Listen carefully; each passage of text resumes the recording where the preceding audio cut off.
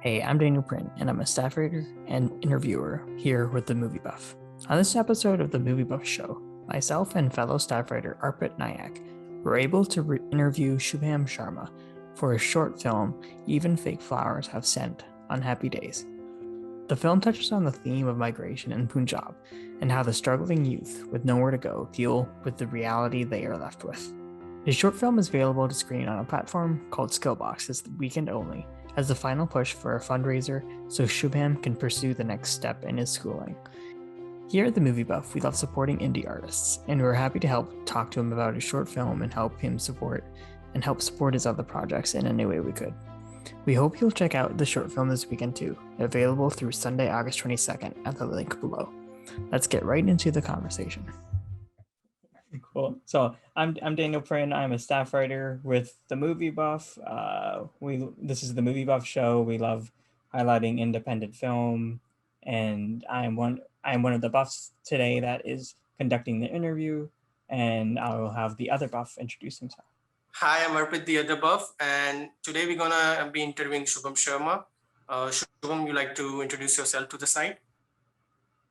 Yes, sure. Thank you so much, guys, for having me, first of all. And I'm Shubham Sharma. I'm an independent filmmaker and the director of Even Fake Flowers Have Sent on Happy Days. Good to be here. Now, Arpit, did you want to start by just sharing like how we found the film? Because I think that is kind of interesting for the listeners to learn about. Sure. If so it's okay basically, put the pressure on you. No issues with that. So basically, I got to know about Shubham's film in month of March. So basically, he had that film on one particular day for free. Watch that film on that particular day. So what I did recently, I got to come across to the letterbox, and while I was just putting down my films on letterbox, I got to know about his film, and I remember his film from his title. So I thought that, okay, I haven't watched that film yet. I have to watch that film. So I went on my way to, find out about Shubham. I have emailed him, and here we are talking about his film. Here we are. I like it. Now, did you want to start with the first question?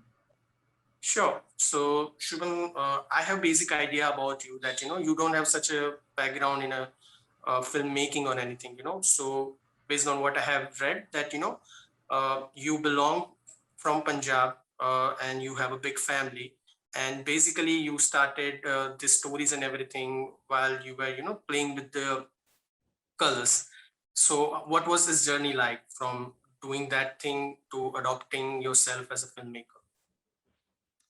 That's an interesting start. So yeah, like as a kid, I think I was more of a solitary kind of a child, and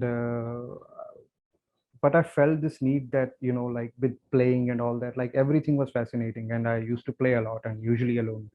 And it was a lot of fun. I created like a lot of senseless stories, like, with watching huge amount of cartoons. And when Cartoon Network was new, we had this cable, and there was like these shifting channels, and like this idea that anything that is inanimate can have a life of its own was I think was the start of this idea that, okay, anything that I can see, like a pillow or a comb or a pen, has its own life, like this quality of it, that you can just imagine it to be something and it becomes that way. So in a way, I was lucky to have that power. So I just played God for a long time. But films, I think, since I think till the time I was 18, I couldn't even think that how, like, there is a person who create films, this idea of a career of a person who create films, who writes for it, who has, like, there is this whole team of 150 200 people going on locations and doing stuff. That was something that was unimaginable, like, as huge amount of population living in small town, I'm pretty sure that young people now, they might have like some ideas because of the exposure they get from the internet, but during like at least our generation, it wasn't that easy. There are only 2 3 careers you end up doing, like, lawyer, doctor, or engineer, and if you are like creative, then maybe you can be an architect. But like more than that, it's not something that you just imagine yourself, that you want to have a career that you never see somebody else doing. But I was lucky. I got into this college in Delhi. I went to the big city, and there were a lot of people who I believe were very passionate. Uh, I got interested in films before I moved to there. I moved to Delhi, uh, and by watching, like, of course, it's that start. IMDb top 250. A few names. You can make a conversation. So you like pretty like smoothly you went into those circles where people are actually doing the things. They are passionate, they think like, yeah, this is how it does. You So like the idea for that was the first time I realized that, okay, film can be made and can be made among friends. That was a huge moment to know that you have that freedom as well. And after that, I think it only got serious when I made my first film. For my final project, for my graduation project, I made my first film, Memoria, which I believe I had a lot of fun making, because all of my friends with like just with a, I think, $20 or some, so like not much budget. We were just doing and like just hanging around and making things work. uh, but it turned out, I will say, it was an experimental effort, because you don't know anything yet. Like, I didn't really learn anything like per se from anybody. So like the idea that, okay, rather than going for that, okay, this is what I want to make, and then figure out how do I make it, I work the opposite way. I see what I have, I see what exactly I am, I can work with, and then write a story around it, that I can use what I already have. And then, those constraints are actually something that I welcome. The more constraints that I have, I think that has helped me. For example, yes, you can't do the lighting, make it black and white. You can't do the sound, put a voiceover, all these kinds of little details. So yeah, so like after I completed that film, and it got some attention internationally. I think when other people start to recognize you as a filmmaker, like, they see you when you receive your first email that says, dear filmmaker, and you're like, holy shit, you are, am I now? And then you start believing it, and then then it never stopped. Yeah, that's how the journey started. Okay. I'll ask another question, though it's Yeah. not related to your journey or something. But since you mentioned about cartoons, which are your favorite cartoons? Oh, so many. I think when I was a kid, I loved these insane ideas of cartoons that I always knew that it had a bizarre concept.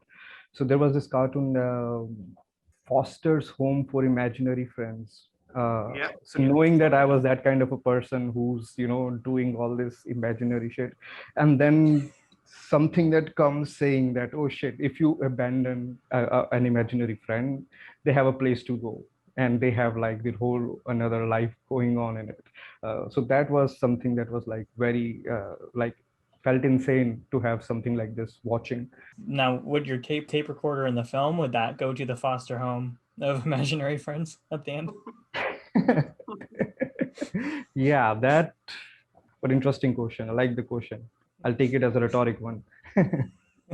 Now, I'd like to share like a bit of my experience with the film. Like, after my first watch, I wasn't sure if I completely like got I completely understood it. Like, I got the gist of it, but so then I asked Arpit like his interpretation of the film. And then I read your director's statement, and then I watched it again this morning, and I enjoyed it more. And I was also looking at a review on Letterboxd that talked about a bit about the self doubt in the film, where it said, when you don't have anyone to talk to, who will validate your self worth. And like, Is that loneliness part of the inspiration for the tape recorder becoming a friend, if you just want to speak to that aspect of your film? Yes, sure. I think definitely loneliness is something that is a very,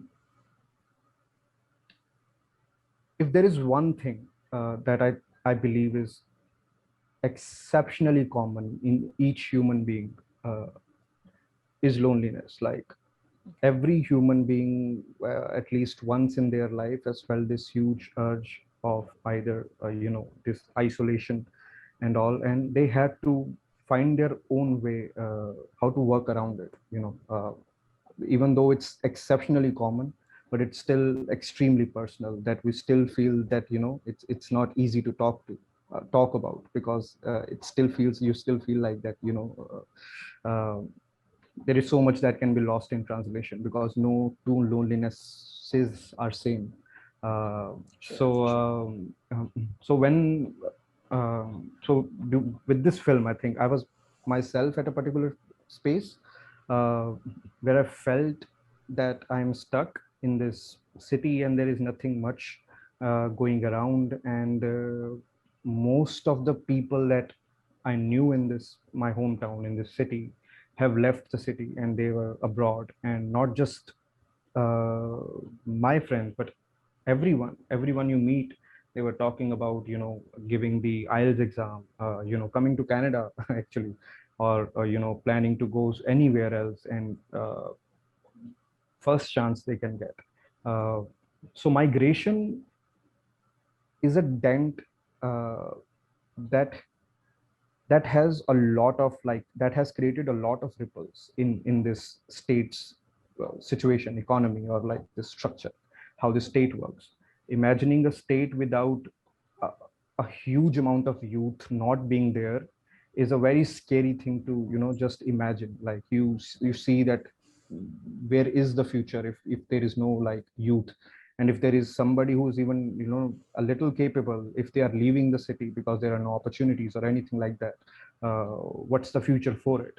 And that brings us to a point that there are again so many, again, might be capable people or somebody who can go out, but they can't, whatever the circumstances are. How it must be for like them to have nobody around and to nobody to talk to, especially when you come to a big city. You have been exposed to certain kind of cultures of life and everything, and then you go back to the small town and you have to figure out, for a while, see the thing. I don't think you can compare that. At least at that time, I felt that this loneliness has its own, um, uh, how to say, value, for not just the person feeling it, but everyone around it. And then and now then I think I a little exaggerated it into a way that, okay, if there is this person who have nobody to talk to and have nobody to reach out to, then if any idea, uh, he can find that, okay, if there is a tape recorder and he's, first of all, then it starts as a nice gesture, that, yeah, there is, I can explain this to this person who I'm going to send this, that they're not going to return the dress and everything. So it starts as a gesture that, hey, that's why it's not coming. A hope, it's all good for you. It's better to speak than to make it right and all that. But after, I think, that instance, he himself felt very comfortable that that he could talk. And then as he continues, I think he gets more um, comfortable with that aspect of it. The idea that this first time you can articulate what is going on inside your head, and there is somebody who is gently listening, and that's all you need, more than anything. And I think that's how the relationship got uh, clearer and better. Yeah. So, Shubham, in a way, that was my question, that what inspired you to write this story? In a way, you have just answered it. The loneliness itself is a huge subject, and migration also, it's a whole together a different subject, as far as, not even Punjab, but India concerned. Agree. because mostly the youth, want to escape for the betterment. You can say sometime it is for, like the trend that Mm. everybody's follow that. Okay, my this friend has gone. Let me go out as well. So how what was your process like? When you were just syncing up this both subject, and did you felt any challenges while you were drafting your story? Okay.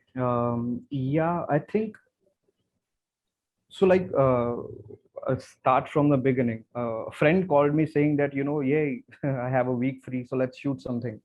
And I'm like, a week is not enough. Like, it takes me a little while to write. And he just suggested that, why not you adapt something, so I'm like, yeah, that's a nice idea. If we are going to create something, why not, take a very simple thing, you take one or two characters and try to, build something around.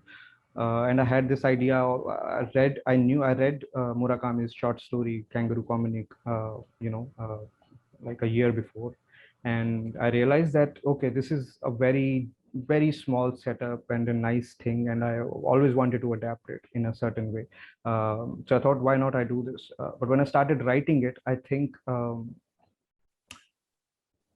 it demanded much more. Like once you started to like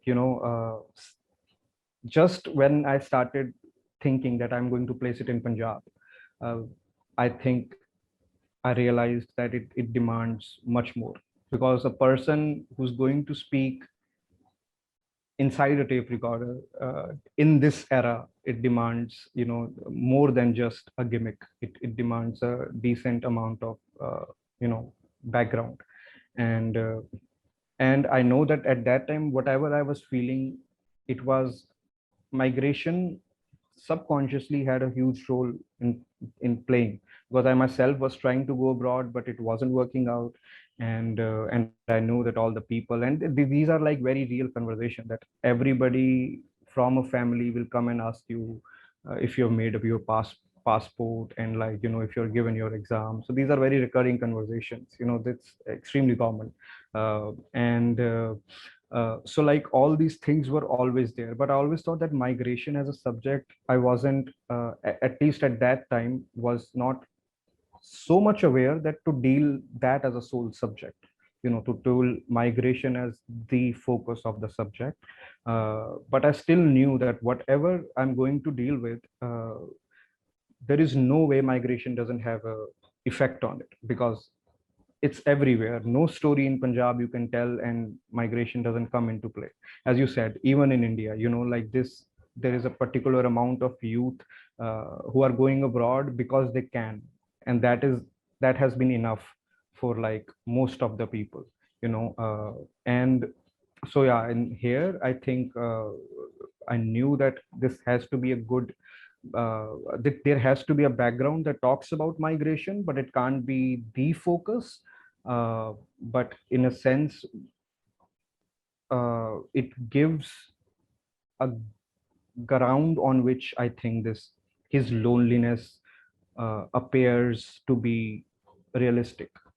I'd say, something that you, at least the people who know a little bit around something, what's going on and how it is, they can sense it, that yeah, this can happen. And when I released that film for a day in March, uh, I got a overwhelming response, because like a lot of people felt that way during the lockdown, that they felt that they were at home, they felt that they were very stuck. So I received a huge amount of support and response all I guess from. loneliness as a subject got exposed a lot in India at that particular time. Yeah, So yeah, I think, yeah, exactly. From all around the world, but yeah, with this context itself, I think Indians, especially like youth, they felt something, that they felt that yeah, this makes sense, this made sense to them. So yeah. I like we've talked about how I think this is a very personal story for you, Shubham, and you've talked about how you've been in this kind of mind headspace, and the character, your main character, is also in your name. So I'd be curious, like, how much of yourself did you put into this character? Was it kind of like biographical in a way, or Yeah, I mean, um, it I think in a certain way it had to be Okay. because like again, like I'm not that much of a, I'll say, a very assured person that I know what I'm doing. But so like always have to go back to certain things that I don't have to always remind myself that I know, you know, you can gain that confidence a certain way, but then you have to keep reminding sometimes. But when it comes to a film like this, and film is a hard thing to like make, especially when uh, there is no reason and that this should exist. Like nobody gives a shit, nobody's asking you to do it, like it's all, yeah, so like you have to do it for yourself. Like there is just one reason for this film to exist, is because you want it to. And everything else is going to go like against it one way or the other, you know. So like when it demands so much just from you, at least for me what works is like, I'd rather write about something that I know, you know. And to go uh, with this film, I knew that, as I said, okay, if this person to exist and for him to do something like that, and the way I connected the story, I realized that that I was feeling this way, that I could be that person talking to a tape recorder, but it would require a few certain instances to happen, and I'm that person. So I just had to figure out what will be those, you know, instances that can make me do this. That will be the easiest way to, like, I think, in my head, to approach this character. Because, you know, I was going to shoot it my home, my space. The character doesn't have, won't be like having a very different life story. Like some elements were added, most of it was added, it was very fictional. But this idea, this feeling that he felt, I think it's still very common between us. But just the difference was that him going for the tape recorder, and then I'm going for the camera. You know, that was the difference, Okay. I believe. Now, is Yeah. did you film in your own house? Because this obviously looks very like lived in, especially with like the prominently featured chair that we see at the very beginning of the film. Yeah, this was my house. uh, my mother played the role. and uh, Okay. and it's a very comfortable place, because when you have to do so much, you get a little nervous and all that. So like, at your home, I don't feel that pressure, so like I can just focus on what to do about it, how to go about it. So we all also had like a lot of time to prep. And like also, um, I think like this house in itself has really is an interesting space. Like I've always felt this is an interesting space to like to just exist in. And then like, and it gets even more interesting seen through the, you know, the camera. You know, especially the architecture, like, you know, it works. This architecture might not work with the functionality of the house and living conditions, but it works with the camera in the lens of it. And for me it was like always that this would be a beautiful way to document this space that I have spent all my life in. Because at that time I wasn't really thinking about that, okay, I'm going to send it to festivals or people will watch it. These things, they don't really come naturally, especially like, at least to me at that time. And so for me it was about that, okay, this, I'm going to use this space, so I want to do it like very well, because, you know, this will be in future, when the house is changed, I will be watching, and this will also be a testament to that. uh, Something, yeah. Okay.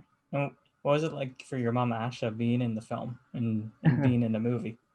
Yeah, it's I think this is the second film I've shot at home. The Okay. first was again very experimental effort. It was a science sci-fi experimental film, in which I'm just going around and like doing the thing, fucking around with whoever I come across. Like I shot that without a script, I like wake up every day and said, yeah, I'll shoot this thing today, and then we'll just That's kinds of films. do it. Yeah. I was in. My parents saw me first time making a film, and when they see you that okay, it took us 3 hours to do a setup for a 5-second shot, and everyone is now working uh, to create something that I want. So like for them so they don't think of it as a film now, like they see you working, and this is work, and this is to be taken seriously, and they see you as, that you're not just doing it for the sake of it. It's a lot of effort. A lot of people are coming around, and they trust you and all. So I think like after like our relationship also got a little better, for them to trust me even more, that I'm at least doing what I want to do. And when this film actually, like I did, there was huge monologues, this character going on long, and I knew that there will be one scene that in which the mother will have to say something, but how can I not like do something that is forced and all. So I was just thinking about it and all, and randomly my mother told me that story, the same story, that was a true story, the guava one. That how she used to eat guavas, and how it, now I like guavas, and she has told me hundreds of times this particular story. But at that time, while I was looking for something that I want to write, she just said, and then it hit me that that's in itself is a very beautiful image, and a beautiful like thing to hear, and to even grasp. And it's only when I think I heard it at that time I really started to think about it, and what that means, like if her love for guava can be passed on to me, then I'm sure there is so much else that has been uh, inside me, in my DNA, and how biology works, so that gave me this beautiful idea, which made me, that okay, yes, now I have something. So I didn't even write the dialogues in the script. Like on the day, I just told my mother, yes, just sit here, and like this is all. I think this story, you just have to repeat it. And she just comfortably improvised it very well, and it was like I think the best actor I worked with. And no retakes, nothing, perfect. She even added that last bit where she goes to get the spice. And she said like it wouldn't be natural, if I just walk out. I must say something, and like something like that. So like yeah, I think it kind of like it became more collaborative than I felt that it can be. Yeah. Wow, that's awesome. Yeah. Thanks for sharing that. And I'm sure, like you were saying, like how they see it more like everyone's coming together. It's almost like they have the chance to participate in your career and not just a film. So I think that's really cool. Yeah. I mean, all this. Yeah, I think like whatever that happens, like going to the festivals and all that, these things make them feel like that they participated, and they had something to do with this, and they are like they were already proud, but then they feel like they're proud of themselves as well. And that's a beautiful feeling that I think that they should feel, everybody should feel, all of the people involved. Like since you filmed like by your home, is that outdoor scene when the one guy's, I think, brushing his teeth or like dumping water, I love the staging of that scene with him sitting on the staircase at night and then it becomes day and like doing the tape recording there. So is that by your house or is that like at your house? Because I just love the staging because I don't think that's something you usually see, at least in North America, North American films. Yeah, that's that. My whole house is in the film. All, I believe, the 4 layers of my house. The first layer where the mother stays, and the second layer where he has made his space, Then the third layer where he sits, where you see all that happening, him sitting on the stairs and all. And then the fourth layer where he's sitting on the rooftop, and you see this pan shot. uh, so for me it was also going around that uh, the more comfortable I believe he gets, and you see another layer of not just the house of himself as well. Like uh, that how much the house also has a role to play in it. Like this in itself has is a very uh, uh, you can say a character. And So yeah, I think like all these spaces, I think these images I have, like when you are living in a space and you know that this is a beautiful thing and a beautiful frame and you want to have it, and you and then sometimes you think about how can you work around it. And I'm lucky that I got this opportunity and this idea and I was able to do it. So these images, I think, were the main reason that I was very driven from the inside, because I wanted to see my house in that lens and somebody else playing this character. Like that was like my main driving force, especially the first sequence where the camera just pans around and him entering the house and going this.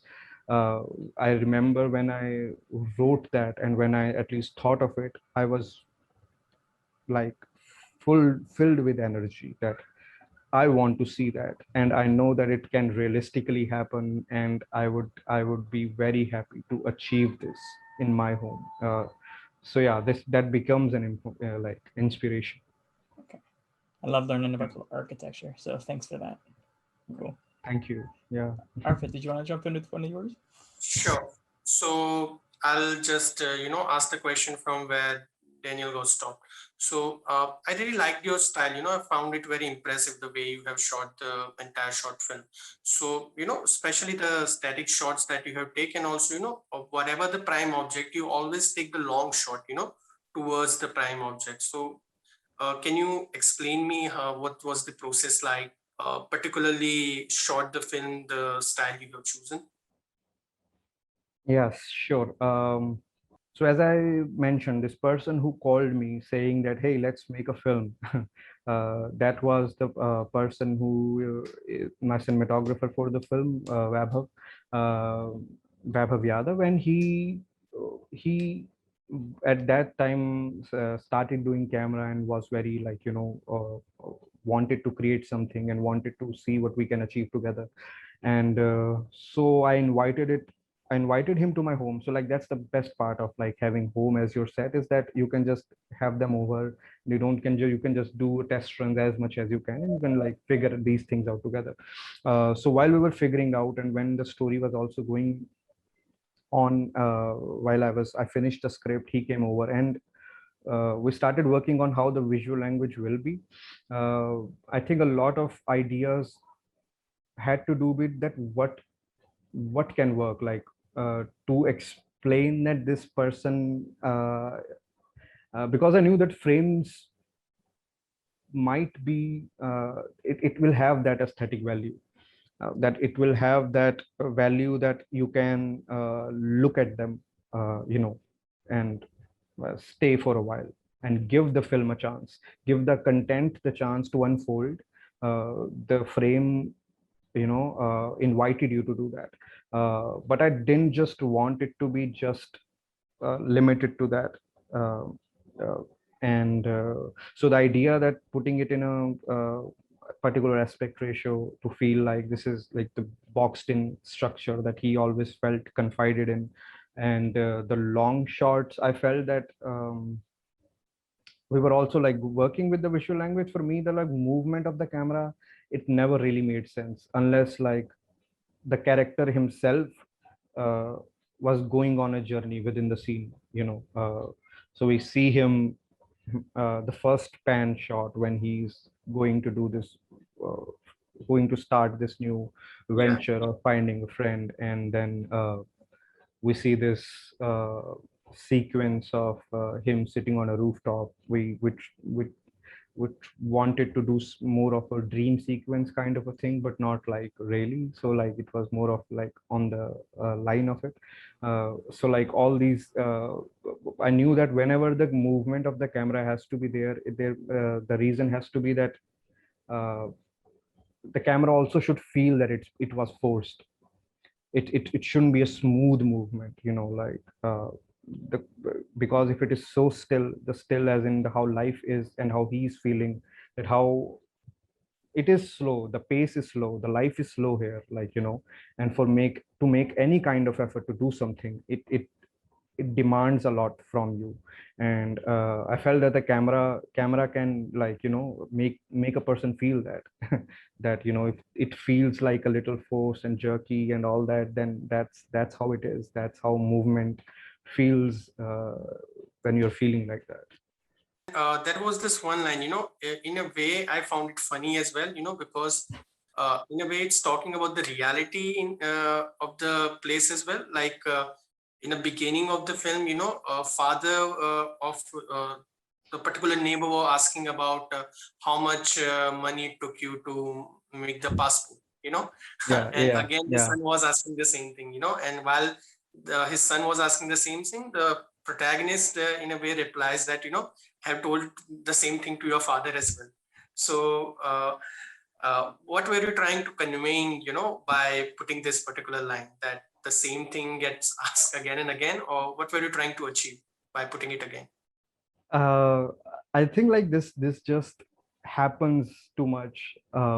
Like if you are in this community, and let's say you gave an IELTS exam, or you have made a passport and all that, and a new family or a person, they knows that, then they try to like confirm it over and over. This is their process of like really be sure that they have all the information.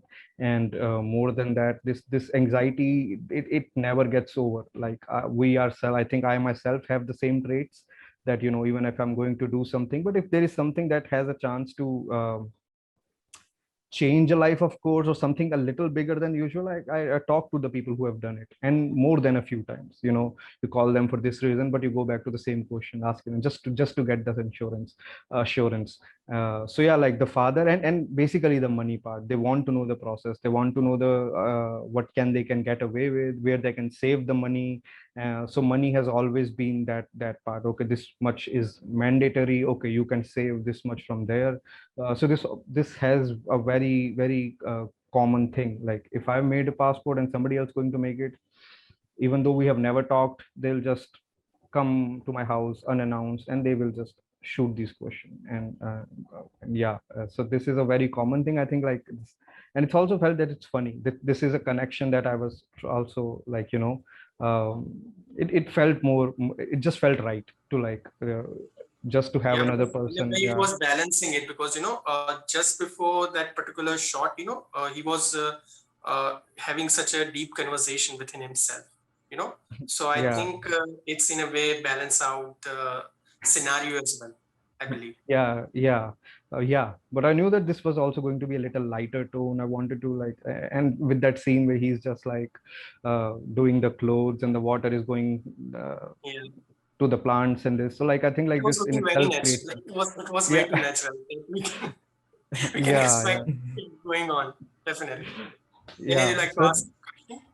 Oh no, I was just gonna add on, like, I don't know if it's so much as a question, but now that we're on the topic of like the humor and like our favorite lines of dialogue, I got a kick out of him saying, like, when he didn't give his name to the tape recorder, I found it funny when he says, "Sorry, I forgot my manners in the mail." That's my kind of yeah, dry humor. I liked it. yeah. I think like the actor himself, like this very talented Akash, he also asked me like why would he like, you know, say it this way. And like I real like I think like while writing it, I was also thinking of him as so like, yeah, sure, he knows English, but he also works at a store. You know, like he works at a store where there is a particular kind of language that goes around. Like when you, even if you have to apologize, it comes out a certain way. You know, like pardon and all that. I'm sorry. Like I must have. You know, these particular templates that are set. So I believe that that would be a very natural thing for him to like sign off like that, to say it that way. Yeah. Okay, I love it. Now, what was it like Uh, casting him for the short? that's a very interesting story, man. Okay. So like first, I think I was going to act myself like in the film because why not? I felt that I get it, I get the character and all, but I have never acted. I have no experiences. I have no idea why I felt this way that I can, but I'm like, yeah, I'll do it. If it's just friends, and so we worked hard for a year, got around, everything is sorted. They brought the equipment from like 400 kilometers away. The money is being, every day it's going to be spent, and they are here now. And then I realized, oh shit, I mean, I forgot that I am the actor, and I was so busy doing so much and arranging everything and like getting things together that I forgot to really work on, that I and so then I thought like, yeah, okay, then I give it a shot. I did a couple of scenes, uh, but I was extremely anxious because I didn't know how it was, looking. Okay. I felt that I wasn't in control, like completely, and I realized that I can't do it this way, that I can be in this boat and that boat, and then do it well for the both of it, because this is again your first experience. So I thought like, okay, so Akash is somebody that I have already so I've made 4 films. This was my third, and in my first 2 films he was the actor, so we have already like had that relationship. And he was also the only guy I knew confidently who can act, could speak English, and could speak Punjabi, especially the Punjabi part. I think it was extremely hard to find it in such a short notice, because every day the money I'm losing. And luckily I called him. He said like, yeah, he's free. And he even joked saying that, like, uh, you were making a film and I wasn't invited. So that was, so how of course it was only a moment of time that it's going to happen. So yeah, he arrived, and there wasn't a lot of time for him to like really we have to have this conversation what the character is and all that. So I think he did a very good job understanding it, and going with the instincts. And in certain ways I think he also just tried to see that how I act in my like uh, like how in generally in life, how I am, the way I talk and do things. I just say that, okay, I'll try to copy that aspect just to get ahead on some things. So yeah, but in a way it was based on me. So like he felt that that aspect can work. Okay. Now, Yeah. the little video, like, because you said you had done a couple of scenes, did you keep those or did you like immediately erase them, or was he able to watch those back to get an idea too of how you would play it? No, no, there wasn't. I wasn't going through that. I wanted to forget that past couple of days existed. I just like, this is a new, because like even for everybody else, I was just wanted to like, let's start anew, and then like, figure it out together, rather than him getting stuck on, because I wasn't good in those things. He would learn nothing.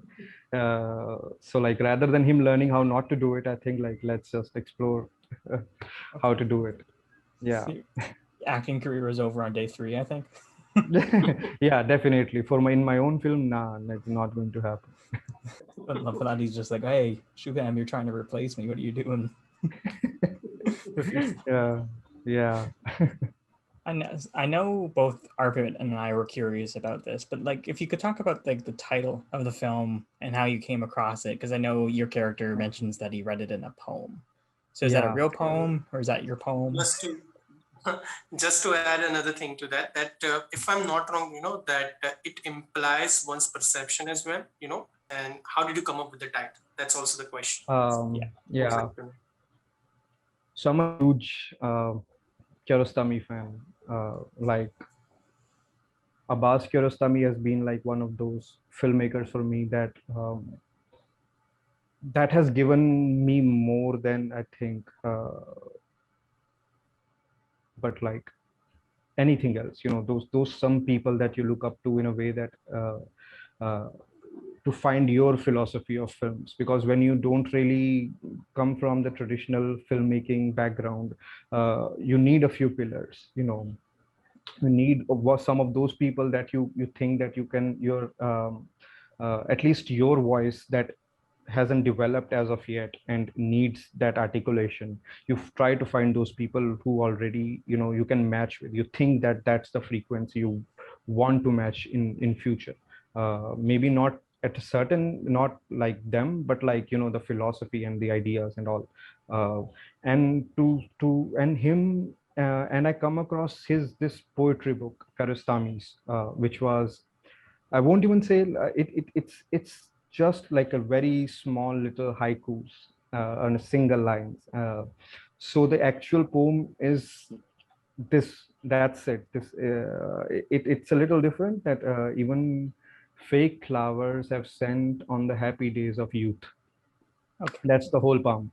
That's the whole poem by Kiarostami in this book, and that stayed with me. A lot of those poems really, really stayed with me. And when I was working on the structure of the film, like how um, it it was a very difficult choice. Uh, what will be the ending? Would he send the tape or not? And and I had very valid arguments on both sides, and they both worked and all that. um, but I also knew that I will never know. Like this is something that is, even though I can say it's autobiographical, I can say that I know this person's struggle, even though I've written it, but I still knew that this I can't, like this so much that I have given in this character, that I will never know his decision unless I will be in that particular space when I'm going to make that choice. That that I will be there, that should I send or not, I will never know unless I am on that crossroad. And so like not being able to decide should he send or not, I believe that became the solution for me, that it can be both, it should be both, like because in a way he also talks about that him becoming two people. And if he can be that person, one can be with you and one can't be, and all this going on. It's and that part was from the short story. So like this is something that I felt more like, okay, this is working with the context as well, not just my inability to find the right ending, but it also has a context going towards it. So I thought, yeah, I mean, it should be this way. But then came the later part. Then how? What will be the difference between the two endings? It has to be similar, but there has to be something that changed the decision from sending and to sending, not sending it. uh, and I think, like, yeah, at that time I was also reading the poem, and I realized I had these fake flowers in my house, and I came across and I realized that, what, like, this can work, this idea of um, him coming into the room in the end, and with the decision that whether he should do it or not, and then deciding not do it. But if we find, let's say, a few seconds extra where he is looking at those flowers and he's picking it up, and in those moments he's remembering that poem again, that happy days and all that, it might give him that, just that push, that he, like, I'll send it now, like that. I think that these things can play a very, very major role in, like, the it can play, these minor details have a lot of power to decide for major decisions, which you are, kind of logically you can't go through. So yeah, so like for me, this title, everything was, I'll just say lucky. To be like, the best way to answer it is that it just happened very coincidentally and very uh, I found the pieces at the right time and perfectly, and then then it just worked. So another question which I like to know you ask you is what success mean to you as an individual, and what success mean to you as a filmmaker? Hmm. That's okay. Success as an individual, I think, is it's honestly like these days. To be very completely brutally honest, it's just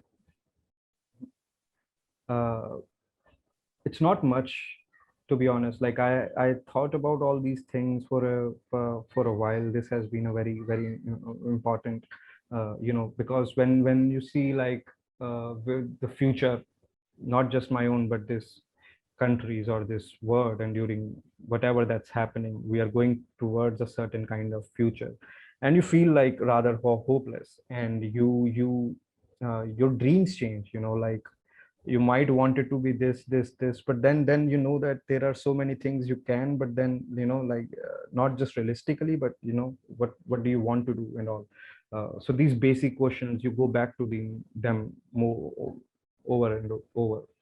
um, but I realize that right now, I think for me success would always mean that to be in a space where you have enough of, let's say, um, you have you can earn, you have uh, opportunities there for you, even if you're making, let's say, a decent, like nice little job, where you can like have the food on the table, you can talk to the people you want to, and there is no like much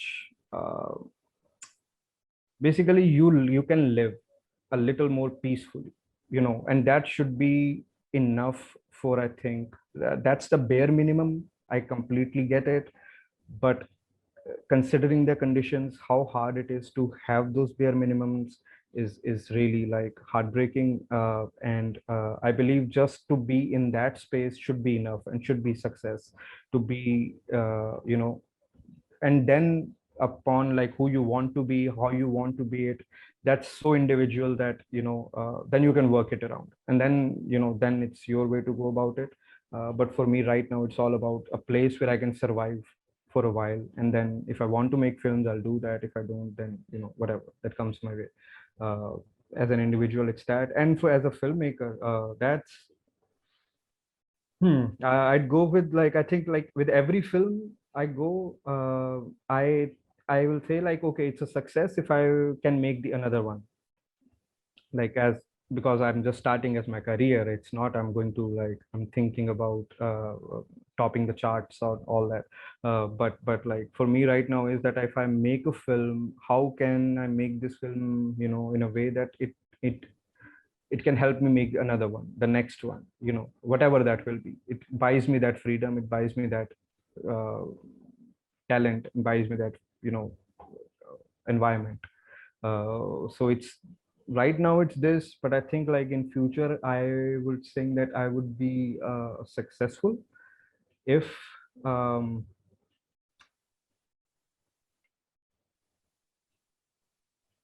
if I can like uh, take up a subject that I want to make a film about, and be unafraid of working on it. Like I feel that I'm confident enough to handle this complex, important issue. And that is where I think I'll myself think that, okay, now I'm a good filmmaker. Not just good filmmaker, I'm a successful filmmaker, that I have this luxury of just playing God with this subject which has so much to give, and then trying to, yeah, that should be enough. Yeah. Okay. So as a independent filmmaker, many people goes through a lot. When you have decided that you want to be an independent filmmaker, I'm pretty sure that you must have gone through a lot of struggle, and I'm very sure you must be still going through a lot of struggle. So do you believe that there is a very interesting thought that sometimes the best art inside you only come when you start? Do you believe in this thought? Do you believe in this particular theory? um I don't think art is in itself a thing. Like I think it's everybody does that.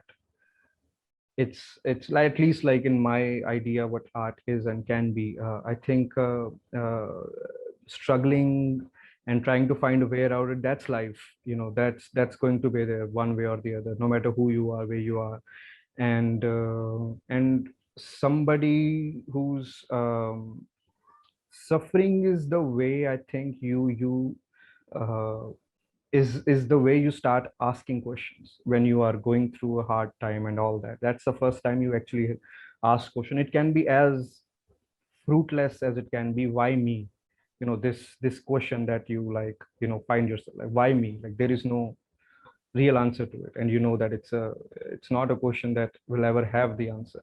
But like you start from there and then you go with asking more questions, so like it helps you articulate better. So I get the point, but like I also think that that's where I think David Lynch has said it like better. That sure, people can create great art when they're suffering and all, but that has nothing to do with the suffering. They're also like, it depends on like people also. A lot of people do terrible art at suffering, like, so that takes away the case. But I think like he also then mentioned that but I think they can even do greater art if they understood the suffering and be happy and be content, and and then created the same thing. you know and I think that I'll go there, the like, that it's in the end of the day, art, if you are going to create, if you want to create, it's going to be there, it's going to come out of you one way or the other. And with art, I don't mean a poem maybe or a film. It can be like a good meal that you make, during while you are having a decent breakfast and you want to give yourself that. So like art is just something that you do it knowing that there is a reason for this to exist.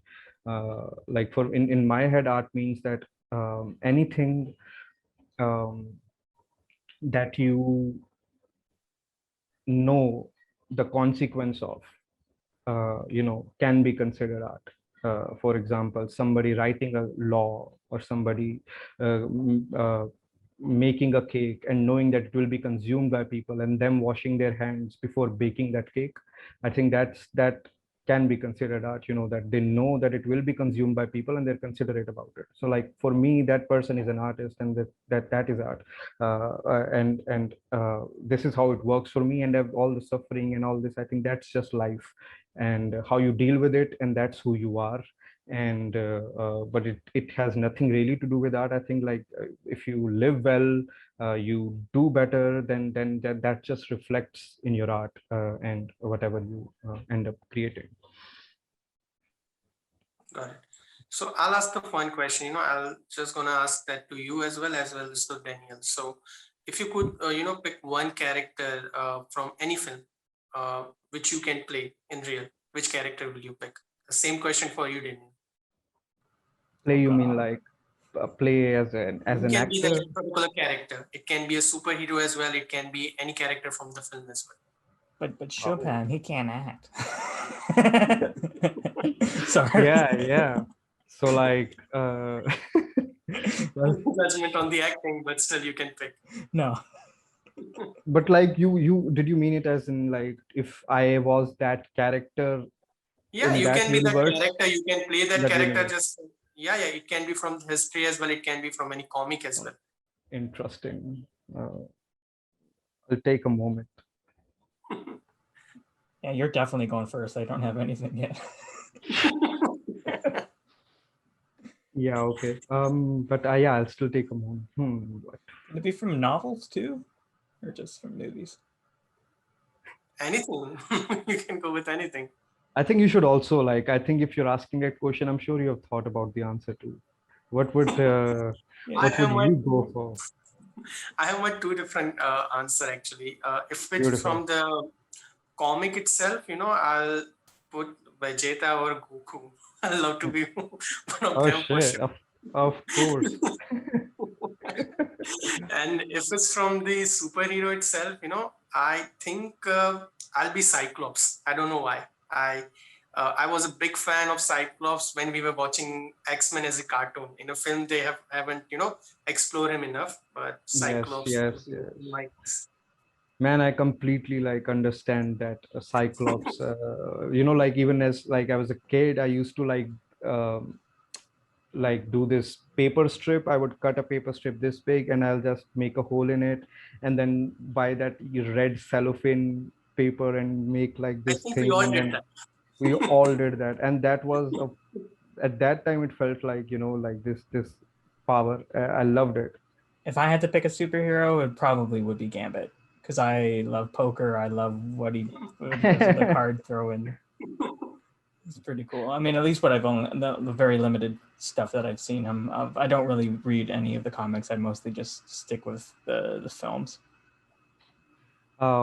Okay, superhero. Now this, but other than that, another superhero I think is like I'll play Mr. Manhattan would be like if I'm going to have a power, I want all of it. Like I don't want like one power. I'm like so much that I won't use it. Like so I can, yeah. So like I'll go for Mr. Manhattan. So, Shubham, I have one more question for you. The question will be, short film as a format itself is a bit tough, because you get certain amount of time and you have to compile the whole subject. So, how tough it was for you to, compile the whole film and present it in a way that you have presented? Yeah. I think like while writing it, uh, there was no constraint on how long it will be and how much space it will take or even anything. I think the only thing I was just taking in consideration was even while shooting it is just the pacing of the film that I wanted to have a certain pace that will continue and uh, and we are also this is the first time we are trying I'm trying to go a little slower than I've always been and which I believe that this is something how I want to continue as an expression uh, and so I think like the first because I wrote like these huge monologues like long and goes unattended at times they grew branches when somebody else says start uh, doing it so like it had its own life after a while and then once I started just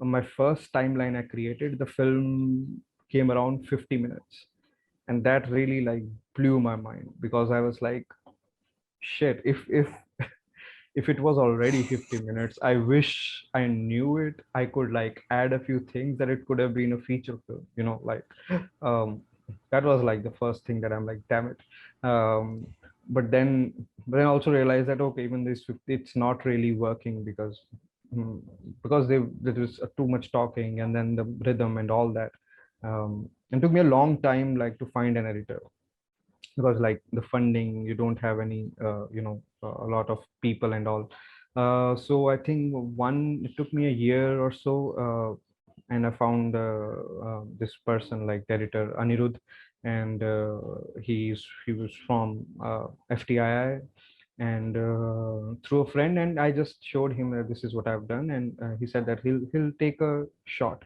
at it and he'll try to let's say if it works and I think like he understood the rhythm first and then I think it just worked with us that okay this is the person that I'm going to go with but like I think like dude because it had so much time it took me like 1.5 year already I think in that time that I myself grew in with a lot of like perspective and things and so it was easier for me to like let go a lot for a lot of film that I thought that okay this isn't working this is working this has more emotional value to me rather than like what it's doing for the film I think these are the hardest of the choices that you come across so yeah like I think by getting this much time off by not working on the film it helps gaining that perspective that you can weed out all the things that you don't want. I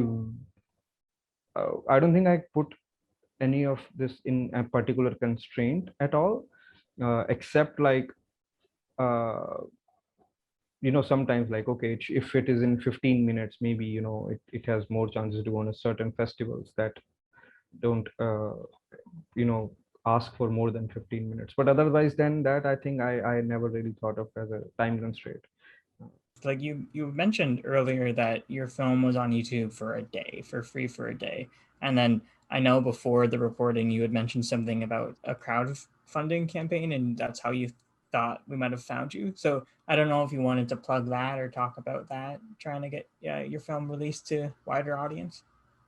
Yeah, I mean, sure. I think that the film, I put it for a day just um, because there was a long time sitting at home, not really much happening, and I knew that this collective feeling of this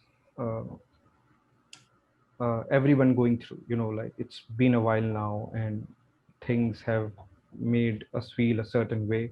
And I think that the film itself, it got selected in like a festival or two, and I felt that this would be a good way to just put it out there and make, because a lot of people started asking about it, that they wanted to see it and all.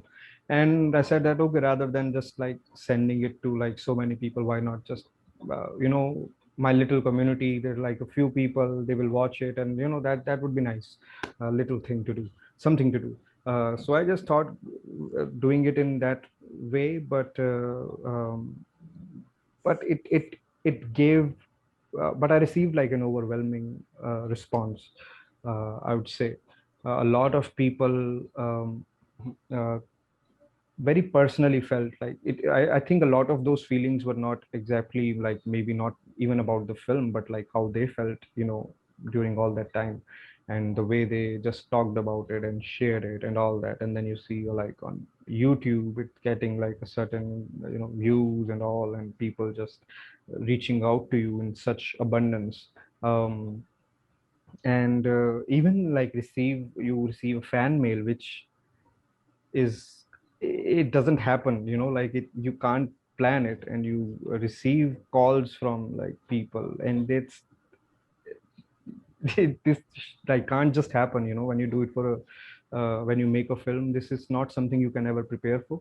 So when all this like started happening, I believe that I just kept it for a while. I said like, okay, let's, like I'll keep this film for a while, just because I have no idea how to process like what is happening, and let us accept this reality first, and then we'll see, like, whatever. Yeah, and I think like after that, I got this wonderful opportunity recently that so there is this course I'm very like interested in.